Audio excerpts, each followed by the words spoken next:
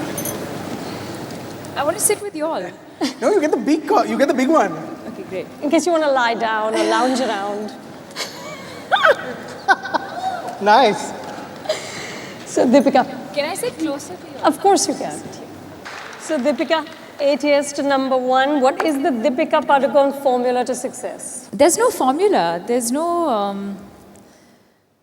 I think you have to enjoy what you do and, believe, Things will always not go your way. There will be times where things will be difficult. There'll be times when you wanted things to be a certain way and they don't go that way. But I think through the years, I think the one thing that I've learned is to be patient and to really believe in yourself. I mean, you can have, amazing people around you telling you different things. Some people really believe in your vision and some people won't. Some people will also discourage you and say, you know what, are you sure you want to do this? Are you sure you want to wait? Are you, why don't you try something else or do something else? I think it's important to be, at least I fortunately had a lot of clarity about what I wanted to do with my life and for myself. And, I've been very patient through all of it. And I'm not someone, I don't give up easily. Deepika, which one of these characters that we just saw was the hardest to transform into? I think Cocktail and Chennai Express. Cocktail was difficult initially because it's very different from my personality and from the kind of person that I inherently am. I'm someone who is very shy. I am very reserved. I've not had that kind of lifestyle that Veronica has in the film. So becoming that part was challenging. And then I just started having fun with it. And I think you can see that in the movie. Like, it took me a very long time to kind of get out of character. And in fact, in a way, I feel sometimes that I used that character as an escape to be a person that I'm usually not. So letting my hair down and just having fun and clubbing or whatever it is that you see in the film was something that I'd never done before. It just doesn't come to me inherently, and something that I had a lot of fun doing.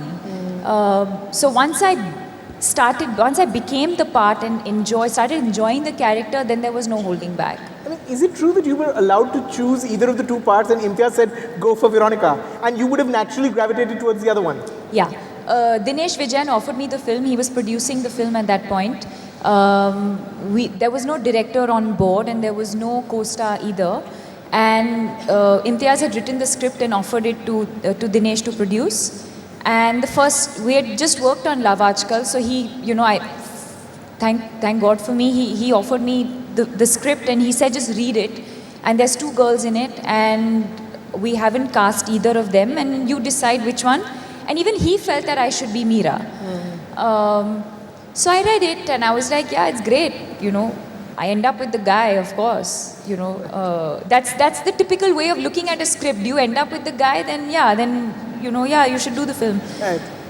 And then Imtiaz called me up one afternoon and he said, listen, have you read it and are you doing it? And I said, yeah, I like the script and I think I'm going to do this. And he said, I want you to reread it as Veronica because I think there is a Veronica in you. These were his 2 exact words. There is a Veronica in you and I think as an actor you're ready to play that part. And that's what made me reconsider my decision. And of course I had butterflies in my stomach. So it all just fell into place. Deepika, as you get more and more successful, as you become a superstar, your life, I'm assuming, just becomes more and more unreal. And in a way, you become more and more isolated. So as an actor, how do you continue to hone your craft by observing people when all of us can't take our eyes off you? I don't know. But do you observe? Do you take from life? Yeah, I do. But that's just inherently how I am. It has nothing to do with, maybe more now that I'm in the movies and from the character and because of the characters that I play. But I've always been the quiet kind who likes to observe and watch people. I make up stories in my head. I'll sit at an airport. I'll be sitting in the car and I'll see someone, giving each other like a farewell hug and I'll be making up my own story in my head about maybe this is the mother, maybe that's the son, maybe he's going to study. I just make up these things, and it could be he's probably just going to Goa for 2 days or something, you know.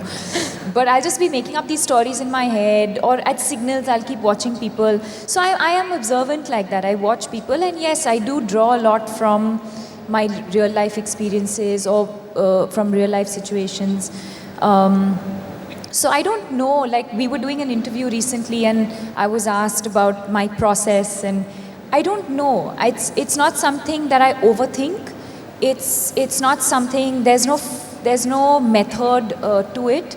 I go with my instinct.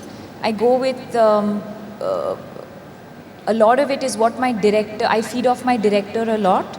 And it's largely instinct. There's no, I really don't know if there is a correct way of acting. You know, you work with people like Irfan and you work with people like Nasir, and of course there's so much to learn, and Amit ji, Ranbir, there's so much to learn from actors like them, and everyone has a different process, and for some of them it's so effortless. You know, like Amit ji is someone who likes to rehearse a lot, and he does his lines and he likes to know exactly what he's doing. Someone like Ranbir, you'll never see the process.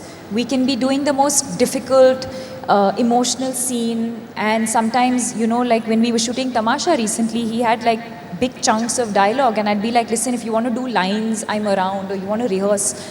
He's not someone who likes to rehearse too much, so everyone has a different process. And for me, like I said, I just need to know my lines. I need to know my dialogues really well, and the rest of it is just, instinct and what happens on the day at that time.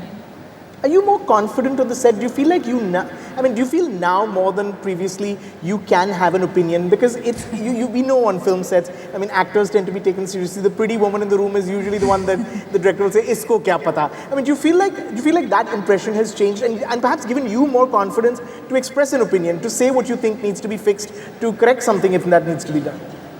Yeah, but I think most of my directors are very collaborative. Whether it's an Imtiaz, whether it's a Sanjay Leela Bansali, whether it is Shujit Sarkar, they are very collaborative directors. I don't know if I've worked with anyone recently who's not like that. Most of, I think, the new age directors are people who want to collaborate with actors, and they want their opinion and their feedback. They may not necessarily go with it because eventually the director has the clearest vision for the film.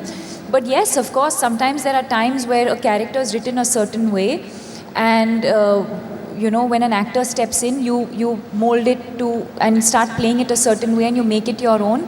And if it works for that character and if it works for that film, I don't think any director is going to be like, no, you can't do that. If it's going to be for the better for the film, I'm sure they'll be okay with it. And it has happened. It's happened with Tamasha. It's happened with Piku.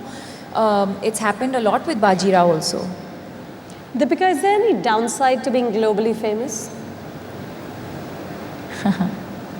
Not that I can think of. There's too much love. Is there such a thing? There's too much love. It's not a bad thing to not like this, the kind of support that you get, the kind of love and appreciation that you get. And I feel more and more that beyond a point, it's not even about the films that you do. Yes, as fans or as people who love you, they will come and they will watch the movies and they will like the characters that you play, but there is something that's beyond that, and that's what I'm feeling now. That it's not just that Friday, or it's not just that one success or one failure that's going to define the love that I receive from the people who do give. It's unconditional. We have a message from one of your co-stars. He's an actor who says he loves working with you. You've helped his process and you've helped him as an actor. And he has some words of sort of advice, because we asked him, what next for Deepika? What is she, what do you think is going to be the next height she's going to sort of scale? So let's take a look at this message from one of your co-stars.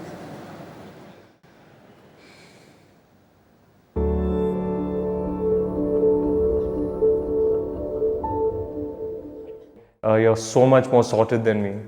You've taught me so much. I've learned so much from you. Perhaps I've learned more from you as a professional and as a person, more than I've learned perhaps from any other person in my entire life. I really think you've transcended in your performances in the recent past, and I think you ought to move west and work with the kind of filmmakers whose movies you love. Do some of those masala entertainment franchises that keep coming to you. Do some of them. Work in Hollywood, I say. And definitely try and work with Woody Allen. I think you can only, grow and evolve as an artist and as a person now working in a new industry. I think it's time for you to go west.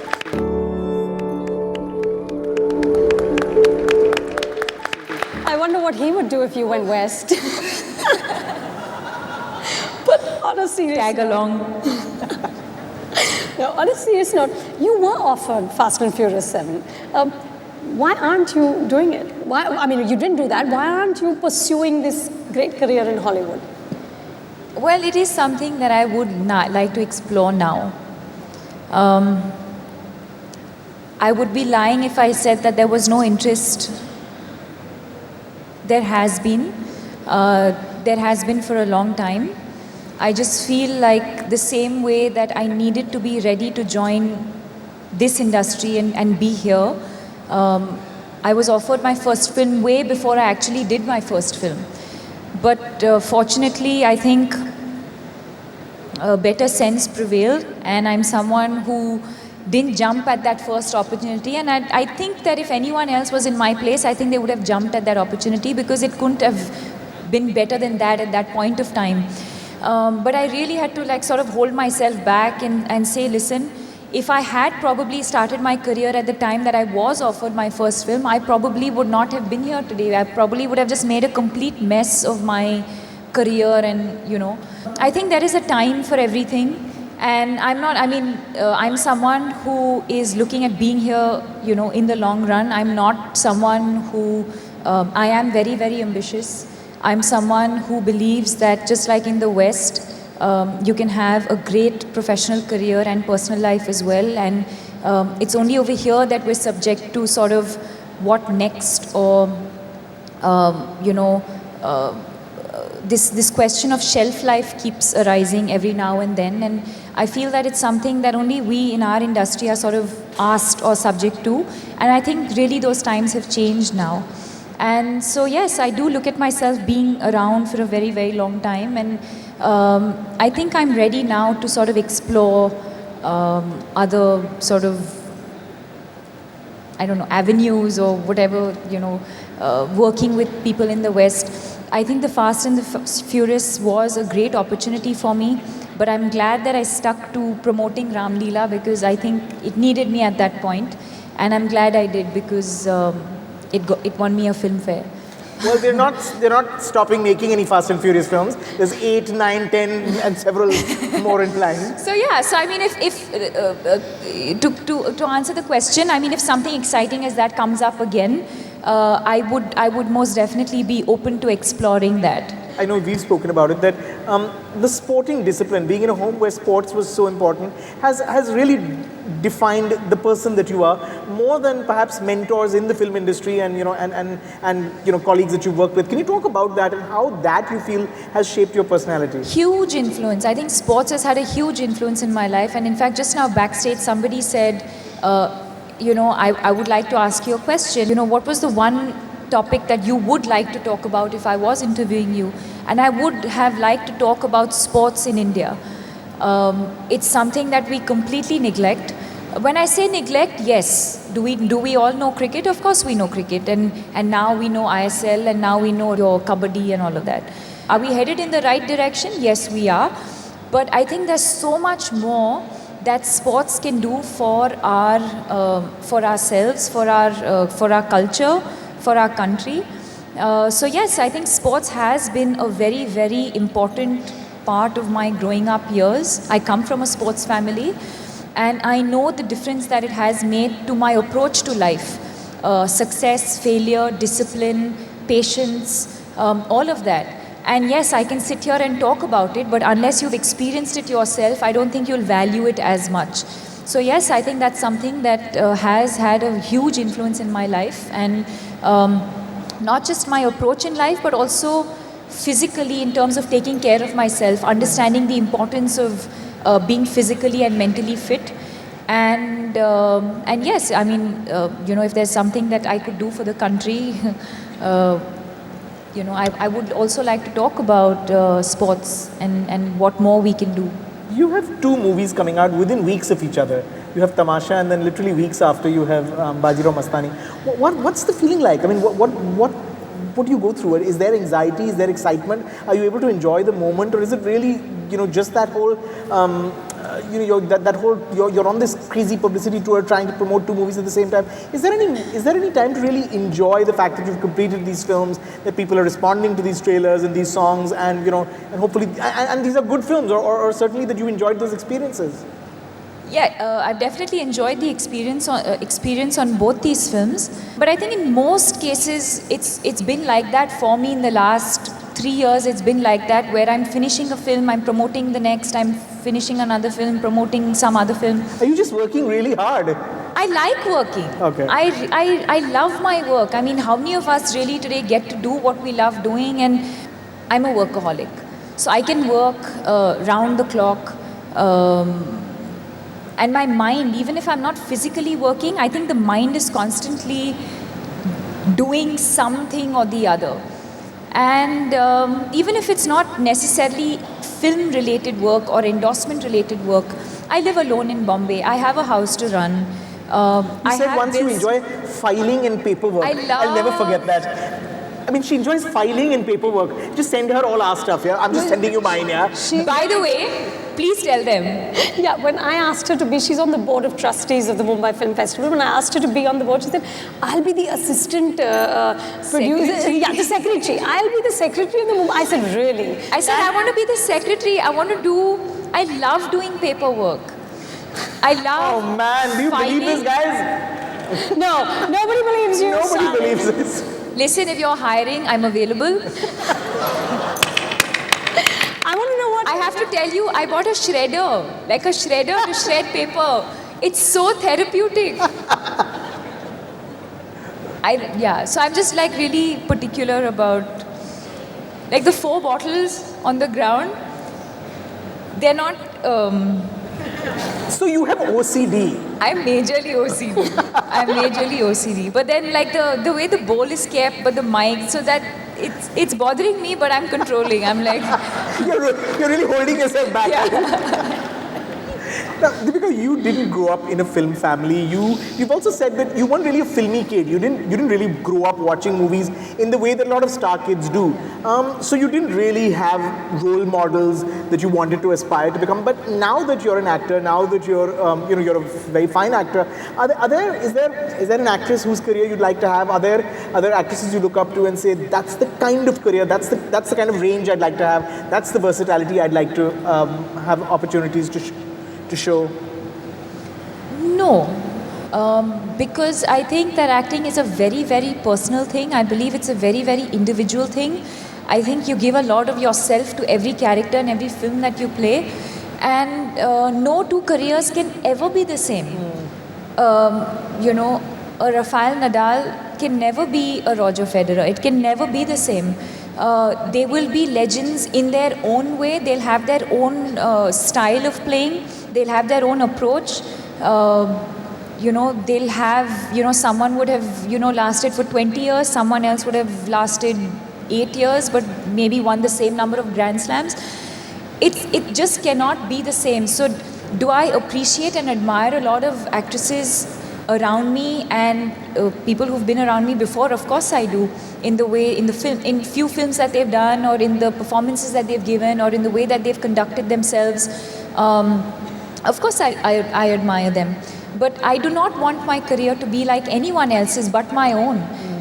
Because it's a very, very personal thing, and something that I like, somebody else may not like. So it cannot be, even if I want it to be, it cannot be. And I want to be remembered for my own individual sense of everything, whether it's style, whether it's films, whether it's choreograph, whether it's, values that you stick by. It has to be your own. Pay scales. That's been a conversation that has really gained momentum over the last year, Pay scales, the disparity in pay scales between actors and actresses. I don't know if you remember, but on the Oscar stage, Patricia Arquette actually went on to pick up her award and talked about the disparity. And of course, the Sony hacks and the leaks showed us how the gap between actors and actresses. How do you bridge that gap? I think Salman Khan said somewhere, when women can bring in the same amount of, literally put the same amount of bums on seats, you get the same amount of pay. Is that one way to look at it? I really don't. I don't understand the math, honestly. I don't know if it's equal. I don't know if it equals to certain men bring in X number of, like, your box office. So is it? Does it have to do with that, or does it have to do with your popularity at that point, or does it have to do with your consecutive hits? What are we going by? But is it unfair right now? Is there an unfair disparity? Yeah, it's ridiculously unfair. It is ridiculously unfair. I'm not unhappy with what I'm being paid. When I sign a film, that's the least of my concern. For me, it's important to leave behind an amazing body of work. It's important for me to be excited on the film set that I'm on, and for the roles and for the characters that I play, and to feel that nervousness and that, that anxiety in my stomach every time you go onto a film set, or every time you're given a difficult scene to perform. I love that feeling. And nothing is ever going to override that. But in certain situations where you find out about what your co-star is probably being paid, or you read in articles about these women are being paid this and these men are being paid this, the figures may not be exactly 100% accurate. But yes, it does make you sit up and wonder, Yes, I'm not saying that I don't think the girls can be demanding what a Shah Rukh or a Salman or an Amir who've been around for so long, they're in a completely different league, So I don't think we're even beginning to compare ourselves to them. But I think it's time that there is some sort of equality, at least between what the current generation is. There, I think we can start looking at some sort of equality there. Round of applause for that, guys. There was a contest that was organized for Deepika's biggest fan. I think the winner is here among us. The winner is right here in the front row. You get a chance to learn from Deepika the steps of Matar Gashti, and you can actually come here and dance with her. No, wait. As my fan, I think she should already know the step, and you have to teach everyone else. Chalo, we'll just find out. And we'll all do it together. We'll just find out. We'll all not, you two will. We will all. Both of you included. We're from the sidelines. Can we have Matar Gashti? Attention!